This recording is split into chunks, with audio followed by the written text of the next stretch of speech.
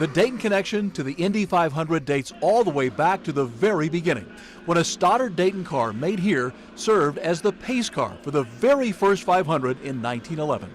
Three men who lived in Dayton, Frank Lockhart, Maury Rose, and Sam Hanks, have won the race. And Dayton Salt Walther nearly died trying, surviving this spectacular first lap crash in 1973.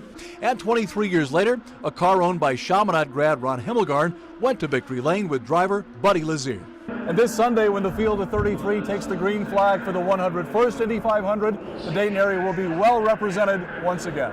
Alexander Rossi in car 98 is the defending champion after his stunning victory as a rookie last year. His crew chief then and now is Scott Marks from right here in Dayton. I think everybody wanted to win that race, right? Like I said, this is the biggest race in the world. Everybody wants to win the Indianapolis 500, and luckily the Andretti Autosports team won the race. So hopefully we can have a back-to-back Indy 500 win with one of the Andretti cars. Scott Marks goes by the nickname Skid, and he sees plenty of skid marks up close, serving as rear tire changer during pit stops. A pressure-packed 7 seconds that can make all the difference. Yeah, there's pressure when he's coming in, he's leading the race. You try not to think about that stuff when he's coming in because you don't want to screw up, because you could win a race or lose a race on a pit stop. So the thing is, you kind of just, take your time and just go through it. Tony Kanaan in car number 10 is another former 500 winner and perhaps the most popular driver in the field.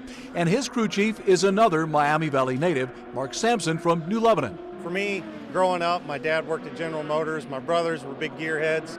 We all had muscle cars, growing up. It's awesome. Me and my buddies used to, dream about, hey, if we could do this for a living, that would be awesome. And, I'm fortunate enough to do it for a living. But the man with the longest Dayton connection could well be team owner Dale Pelfrey, who used the profits from his Huber Heights business to fund the race team that bears his name.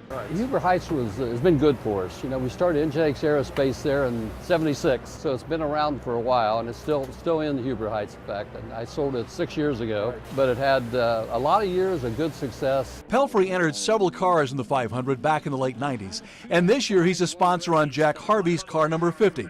And like so many of us, it all started for him back when he was a kid. When I was 4 years old, we used to go on a family trip, Memorial Day, and my father would always turn on the race. And he didn't know anything about racing.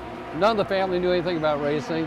But I said, wow, that has to be fantastic. You know how it is.